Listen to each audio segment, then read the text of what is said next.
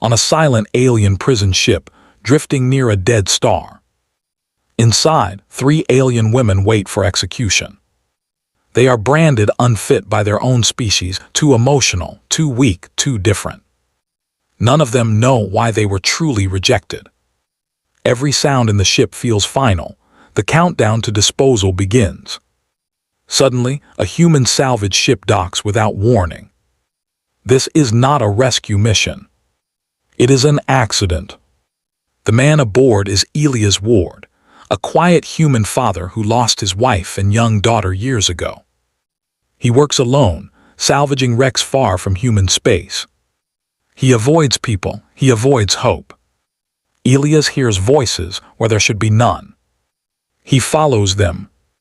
Elias finds the 3 alien women locked in stasis cells. Each looks different, each afraid in her own way. His ship AI warns him. Cargo classified as biologically unstable. Leaving them would be safer. He sees symbols burned into their skin, marks of shame. One of them wakes and speaks his language poorly. She begs him not to leave them to die. Elias hesitates. Memories of his daughter surface.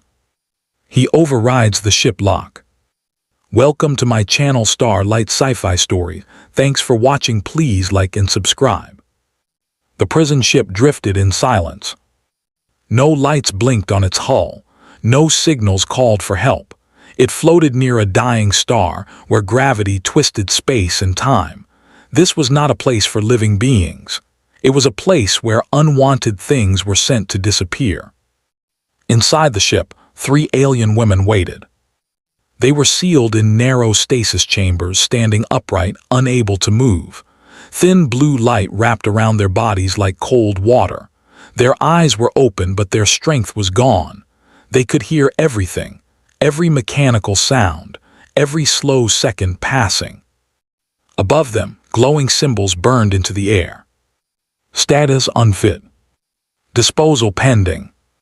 They had seen those words for many cycles now. The first woman clenched her jaw. Her skin was pale silver, marked with faint lines that glowed softly when she felt fear.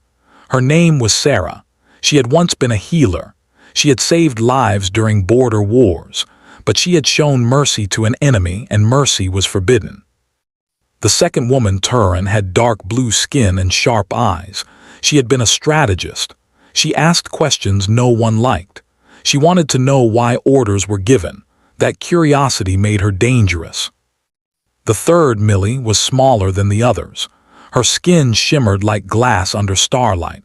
She had protected children during a forced relocation. She disobeyed direct command. She was labeled unstable. All 3 had been judged by their own people. Not weak. Not broken. Just unwanted. A deep tone echoed through the ship. Final cycle before disposal. The voice was cold and calm. No anger, no hate, just process. Sarah closed her eyes. It ends, she whispered. Turin said nothing. She was watching the ceiling, counting the seconds between system sounds. She had always believed there was logic in everything, but there was no logic here, only fear dressed as law. Millie's breathing was fast. She tried to calm herself, but panic rose inside her chest. She did not want to die alone in the dark. She wanted someone to remember her. The ship began to adjust course, slowly turning toward the star. Then something strange happened. A vibration passed through the hull. It was light at first, almost gentle. Then it came again stronger, metal groaned, systems flickered. Sarah's eyes opened wide. That is not disposal, Turin said quietly. Warning lights flashed red. External contact detected. A sound followed. A deep, hollow clang echoed through the prison ship. Something had docked with them. Far away from any empire, a small human salvage ship drifted between wrecks and dust. Its name was Haven's Wake. Inside the cockpit sat Elias Ward. He was a tall man with tired eyes and a face worn by silence. His hair was streaked with gray, even though he was not old. His hands rested calmly on the controls, but his mind was far away. He worked alone, always alone. The ship's AI spoke in a soft, neutral tone. Unregistered structure detected. Derelict classification probable. Elias leaned forward, studying the image on the screen. A long, narrow vessel appeared, dark and damaged. "Any signs of life?" he asked. The AI paused. No active signals, power levels minimal. Elias exhaled slowly. Another dead ship, another quiet job. He guided Haven's wake closer and locked onto the prison ship. The docking clamps engaged with a dull thud. Elias did not smile. Salvage paid the bills. It kept his mind busy. It kept memories away. He grabbed a flashlight and a small tool pack, then moved through the airlock. The inside of the prison ship was cold. Lights flickered weakly along the corridor. The air smelled stale, untouched for a long time. His boots echoed as he walked, the sound too loud in the silence. "Strange," Elias muttered, "too clean for a wreck." The AI's voice followed him through his earpiece. "Design does not match known pirate or civilian models." Elias stopped. He heard something. Not a machine. A sound like breathing. He turned slowly, shining his light down a side corridor. "Hello," he called. No answer. But the sound came again. He followed it. The corridor opened into a large chamber. Elias froze. 3 figures stood upright behind glowing energy fields, tall, alien, alive. His heart jumped, but he did not raise his weapon. "Easy," he said softly, more to himself than them. The women stared at him. Fear filled their eyes. Millie pressed her hand against the energy field. Her voice trembled as she spoke, her words broken but understandable. "Human, please do not leave." Elias swallowed. "You speak my language." She nodded weakly. Sarah leaned forward as much as the field allowed. "We are prisoners," she said. "We are marked for death." Elias glanced at the symbols above them. Unfit. "What did you do?" he asked. Turin met his eyes. "We existed." The AI spoke urgently. "Warning, biological classifications indicate instability. Recommendation, disengage." Elias felt his chest tighten. He looked at the markings burned into their skin, not wounds, brands. His mind drifted, just for a moment. A small hand in his. A child's laugh. A promise he could not keep. He shook his head. "How long until disposal?" he asked. Sarah answered quietly, "Less than 1 cycle." Elias stood there in silence. Leaving would be easy, safe, legal. Helping them would change everything. He reached out and placed his hand on the control panel of the nearest chamber. The AI raised its tone. Elias warned, "This action carries high risk." "I know," he replied. He pulled the lever. The energy field collapsed with a hiss. Millie stumbled forward, gasping as Elias caught her before she fell. She felt light in his arms, fragile. The other chambers powered down. All 3 women were free. An alarm blared instantly. Containment breach detected. The prison ship shook. Turin's eyes widened. "It has sent a signal." "To who?" Elias asked. "To everyone," she said. "They will come." Elias tightened his grip. "Then we leave now." Haven's wake detached moments later, engines roaring to life. The prison ship faded behind them, drifting back toward silence. Inside the cockpit, the 3 women sat wrapped in thermal blankets. They watched the stars stretch as the ship jumped into faster space. Millie stared at Elias with wonder. "You saved us." Elias did not look at her. "I didn't leave you."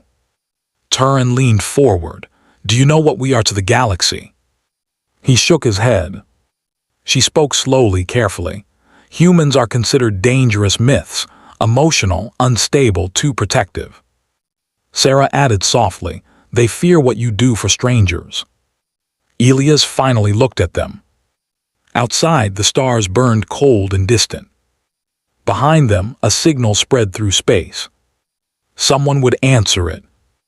And Elias Ward had no idea that his quiet life had just ended. The stars outside the cockpit stretched and twisted as Haven's wake moved through faster space. Inside the ship, no one spoke for a long time. Elias Ward kept his eyes forward, hands steady on the controls. He flew as he always did, quiet, focused, careful, but his heart beat faster than normal. He could feel it in his chest. Behind him, the three alien women sat close together. Millie held her blanket tight around her shoulders. She watched Elias as if he might disappear if she looked away. Sarah sat straight, forcing herself to breathe slowly. Turin studied every sound the ship made, listening for danger.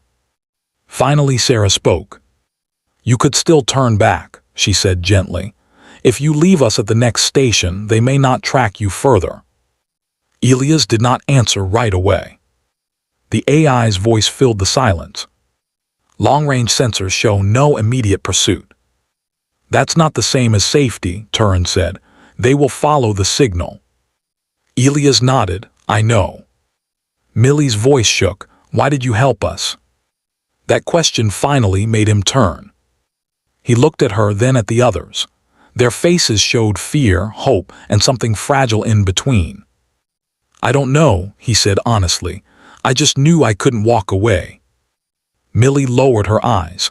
"That is why they fear humans." The ship slowed as it approached a quiet edge system. No stations, no patrols, just empty space and a single rocky moon. Elias guided Haven's wake into orbit. "This place is off the maps," he said. "I stop here sometimes. No one bothers me." Turin frowned. "You live like this alone?" "Yes." Sarah studied him more closely now. "You carry loss," she said softly. Elias stiffened but said nothing. They disembarked onto the moon's surface. The air was thin but breathable. The ground was gray and hard. Elias activated a small shelter dome. It expanded smoothly, creating a warm space inside. Millie looked around in wonder. "You prepared for others." "For myself," Elias corrected. "Long stays." Inside the shelter, he prepared nutrient packs and water. He checked their vitals using a handheld scanner. Different biology, but stable. "You are safe here," he said, "for now." Turin crossed her arms. "Safety is temporary." "Yes," Elias replied, "but it's something." Hours passed. The women rested while Elias worked outside, adjusting sensors and power systems. Sarah watched him through the transparent wall. "He does not treat us as cargo," she said quietly. "No," Turin agreed. "He treats us as people." Millie hugged her knees. "No one has done that before." When Elias returned, Millie stood. "You lost someone," she said. Elias froze. "I can feel it," she continued. "We were called unfit because we sense things others hide." Elias exhaled slowly. "I had a daughter." The word felt heavy. "She died during a colony evacuation. Systems failed. Help came too late." No one spoke. "I promised to protect her," he said. "I failed." Sarah stepped forward. "You did not fail us." Elias looked away. The warning came without sound. The AI spoke calmly. "Multiple hyperspace disturbances detected." Elias' jaw tightened. "How many?" "5 vessels, unknown class, high energy signatures." Turin's eyes darkened. "They found us." Millie's breathing quickened. "They will take us back." "No," Elias said firmly. "They won't." He moved fast, sealing the shelter and activating Haven's wake systems. The alien ships appeared on the sensor display, sleek, sharp, cold. A transmission came through. "Human vessel, power down. Return stolen property." Elias opened the channel. "They're not property," he said. "They're under my protection." There was a pause. "You interfere with lawful judgment," the voice replied. "Step aside." Elias' voice remained steady. "No." The channel closed. Weapons powered up. Haven's wake was small, old, not a warship. Turin whispered, "You cannot fight them." "I'm not planning to win," Elias said. "Just hold." He sent a signal. A simple one. Not to authorities. Not to governments. To people. The first shot struck Haven's wake's shields, sending the ship shaking. Systems flared red. Elias adjusted power, gritting his teeth. Millie cried out as the ship rocked. "Stay behind me," Elias said, standing between them and the cockpit window as if his body could protect them. Another shot hit. Then another. The shields weakened. Sarah grabbed his arm. "Elias, stop, do not die for us." He looked at her. "I already know what it feels like to lose someone and do nothing." The alien ships moved closer. Then the sensors lit up. New signals. Dozens. The AI spoke, almost surprised. Human vessels entering system. Old freighters, mining ships, refitted transports, a few military hulls scarred by age. They formed a loose wall between Haven's wake and the attackers. A new transmission opened. "This is Captain Reyes of the Civilian Defense Fleet. Elias, you always had bad timing." Elias closed his eyes for a moment. "You came," he said quietly. Reyes laughed. "You saved my crew once, figured we'd return the favor." More ships arrived. The alien commander hesitated. "This is not your concern," the voice said. A human reply came instantly. "Anyone under protection is our concern." Weapons powered up across the human line. Not perfect. Not organized. But united. The alien ships retreated slightly. Millie stared at the display. "They came for you." Elias shook his head. "They came for you."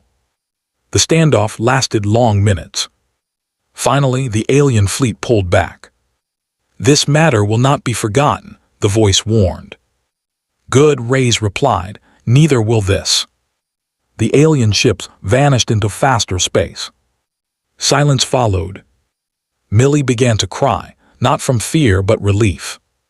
Sarah bowed her head. Turin let out a long breath. Elias sank into his seat. Later, on the moon's surface, the women stood under the quiet stars. "We are free," Sarah said. "For now," Turin added, "but truly free." Millie turned to Elias. "What will you do?" He thought for a long time. "I don't know," he said, "but I won't send you away." Sarah smiled softly. "Then we will stay." The wind moved gently across the gray ground. For the first time in many years, Elias Ward did not feel alone. The galaxy had called them unfit. Humanity had answered differently. And